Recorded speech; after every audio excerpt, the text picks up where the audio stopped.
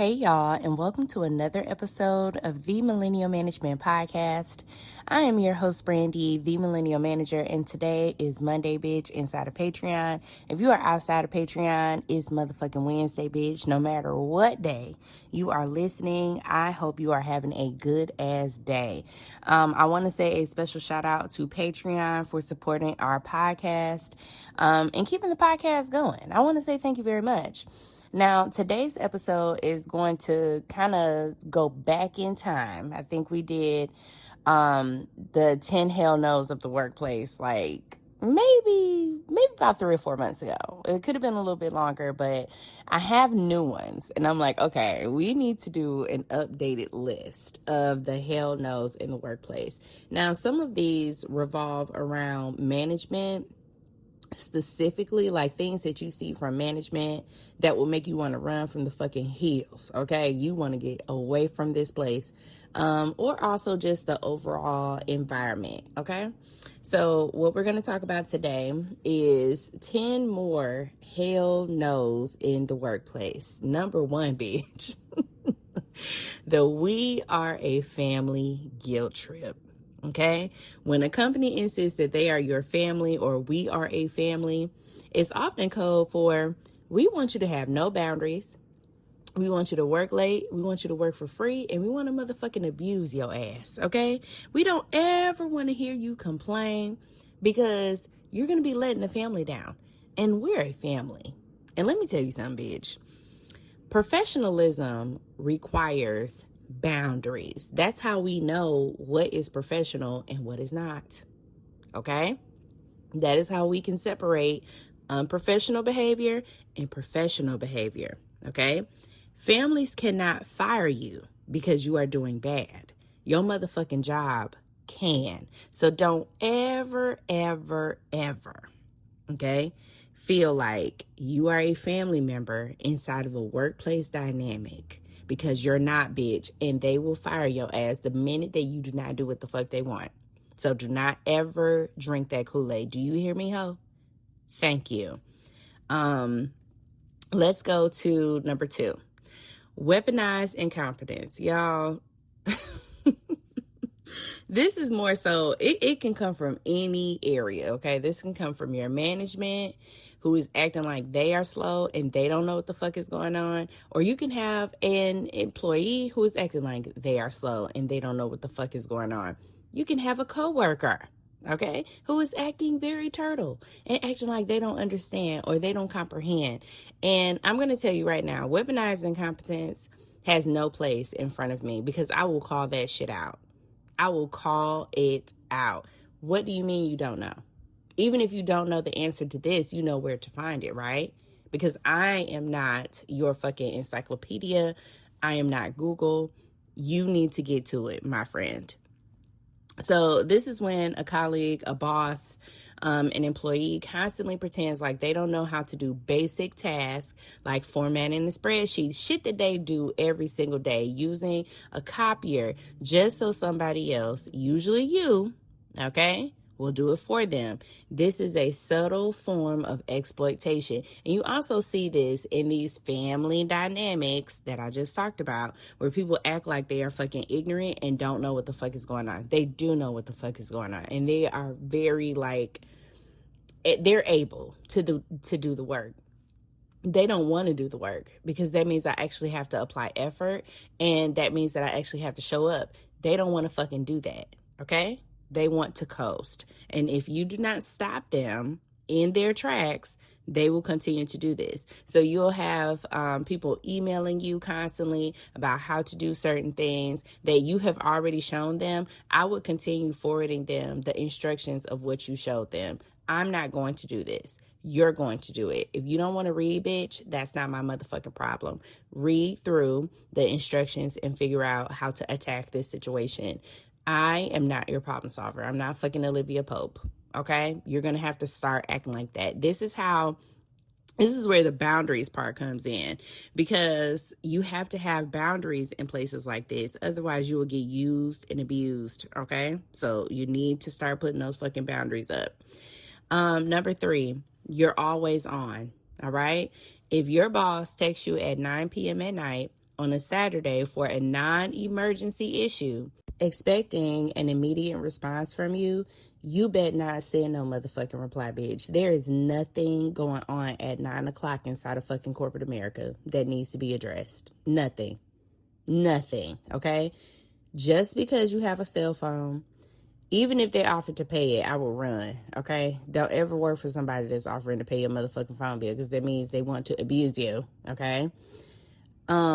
If they are reaching out to you at times that are just inappropriate, do not respond. Respond in the morning, because there is nothing that they need from you in that moment. Nothing. Absolutely nothing. Unless you are a fucking doctor, I do not even understand this concept of talking to people outside of business hours, guys. I fucking don't. Okay. So I'm not even gonna, y'all know how I feel. Fuck that job 100%, and fuck them people at that motherfucking job. Seriously. Like, you have to have boundaries. And this goes right back to number one, with that family dynamic. They treat you like you're their fucking cousin. You're not their cousin. You're an employee. And there's a boundary there, okay? Boundaries that you may not have with family members. They want you to bring that into the workplace, okay? And we cannot fucking have that. Number 4, micromanagement to the point of suffocation. Y'all know how I feel about micromanagement. If you have to ask for permission to go to the bathroom or to go to lunch, or you have to be CC'd, or your boss has to be CC'd on every single email, there is no trust there, okay? You were hired for your expertise and your ability to do the job. You are not a fucking puppet. The minute that you notice that micromanagement is kind of seeping into your everyday life in the workplace, where they have to approve everything that you do, you need to start planning an exit. You need to, because you cannot change their mind, okay? People who have this imagination that they have to do everything, they never stop doing that. Okay, there's no stern talking to, there's no firm conversation that can happen. Micromanagers, they are just kind of stuck in that way. The only way that you can kind of get them to loosen up is by managing up. And by managing up, that means that if you really want to approve everything, you really want to be CC'd on everything, you really want to be a part of every conversation, I am about to harass you. Like, I'm literally going to lean into the micromanaging. I'm going to call you for every single problem that I have. I'm going to reach out to you for every single issue that I have. I'm going to bring everything to the forefront for you. I'm going to do everything. I'm going to put all of those things in front of you and see how well you're going to handle that. Because if you really wanted to micromanage, you know, you would really be great at it. But the fact is that they're not, okay? If you really want to get rid of a micromanager, you could do that, or you can move on to a different location or to a different company altogether if it gets too much. Number 5, public shaming. Correcting a mistake is part of the job, right? If you have a leader who is very, kind when things are not done correctly, they talk to you and they say, hey, this was a mistake. It's okay, right? But doing it in front of everybody on a Zoom call or in a staff email, that's bullying, y'all. That's a bully, okay? And feedback should always be given in a private conversation, not for like spectator sport, right? Not where they want people to view you being got on or something like that. If they want to correct the behavior or they want to correct the mistake, then they should have a formal conversation, private conversation, kind of steering you like, okay, this is how, you did it, but this is what is supposed to be done on this. And it should never feel like you're being humiliated when you're being corrected. Like, that's not how correction happens. And it's not how people really receive information. If I feel like I'm being bullied or I feel like I'm being harassed, like, leaders who do stuff like that, they want people to fear them. And I've never subscribed to that. Like, if you're gonna try to shame me, you better have your motherfucking A game, bitch, because I am coming back 10 times harder after you try to do that. If you try to come at me, I'm gonna come at you 10 times harder, and you're not gonna like what the fuck I do, okay? I swear to God, you will be wishing that you had somebody do this fucking job. Because number one, if you try to do some shit like that to me, I'm going to quit. And I'm not going to do it right then. I'm going to quit in the most inopportune time. I'm going to find me another job before, of course, because, you know, we don't play that shit. Got to keep these bills going. Find me another job. I'm going to quit at the most inopportune time, at the most inopportune moment. And you are going to wish like hell that you have never done that to me, because I don't fucking play that. Okay? Next. Number 6 is going to be taking on extra tasks, like as a team player. Now, there's a difference between taking on tasks or being asked to do a full second job. Okay?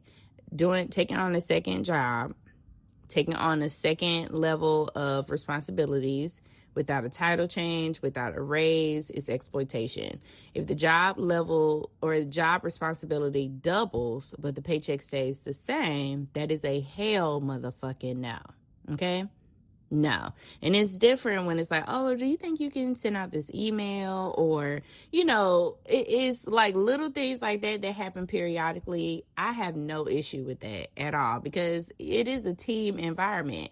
But that family part, the family dynamic part that a lot of companies try to push, is where they put on a full second set of responsibilities, where you're doing like 4 jobs for a $60,000 salary or $100,000. Like, girl, no, hire some other bitch to do this shit, because I don't have fucking time for it.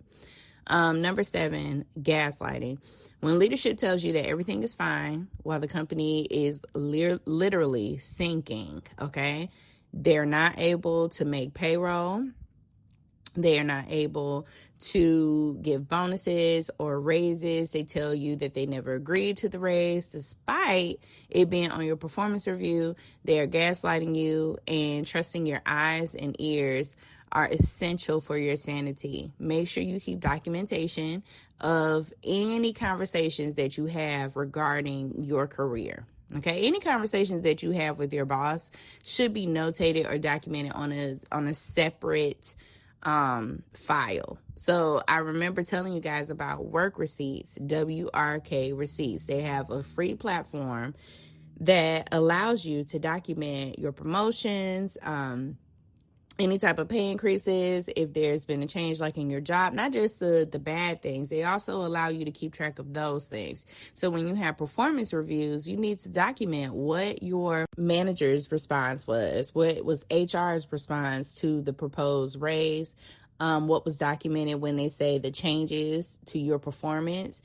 I'm telling you guys, y'all, I did an ad for them this weekend, but y'all know I talk about work receipts all the time, because it is a great resource. They have a paid subscription, and then they also have the free subscription, or, well, you know what I'm saying. They have a free model of work receipts where you can document and list all the things that you have going on in your job, and you have to utilize that. And it needs to be separate from your company's devices. Don't ever keep track of anything regarding your career on your company's property, because when it's all said and done, if there's anything that comes of this, you have to have access to this after. And if it's only on company property, you're not going to be able to utilize it. So please make sure that when you are documenting things, that it's on something that you own and that you control. So that's why I say use work receipts, WRK receipts, okay? Number 8 is going to be ghosting by management. If your manager cancels every one-on-one 3 months straight, ignores any urgent emails, phone calls regarding your career growth, they have checked out mentally, number 1. And I also feel bad for this person. Whoever it is, they have probably tried to advocate for you as well. I'm just going to say the positive. They have tried to advocate for you as well, but they don't want to deliver the bad news to you. Unfortunately, you cannot succeed if your leadership is a ghost, okay? Your leadership is not someone who is present. So it's hard for you to be successful in an environment like this. So you need to know what you need to do, okay? And y'all know what that is, right? Thank you very much. Now, let's talk about number 9. Number 9 is toxic positivity. This is refusal to acknowledge real problems. If you bring up a legitimate safety concern or a broken process and the response is, let's just keep a positive attitude. You just want to continue to neglect what the fuck the team members are saying or an employee is saying. And that's a huge red flag when it's coming from management. It prevents actual growth. There's no problem solving. Nothing can grow from this because you are being a toxically positive person. Now, there are instances when there is bullshit, okay? As someone who is in leadership, I cannot tell you how many times I have been brought to discuss an issue that is really not an issue. It's really not an actual concern. It's something that happened one time. However, it's been blown up to make it seem like it's a overarching problem, and it really is not, okay?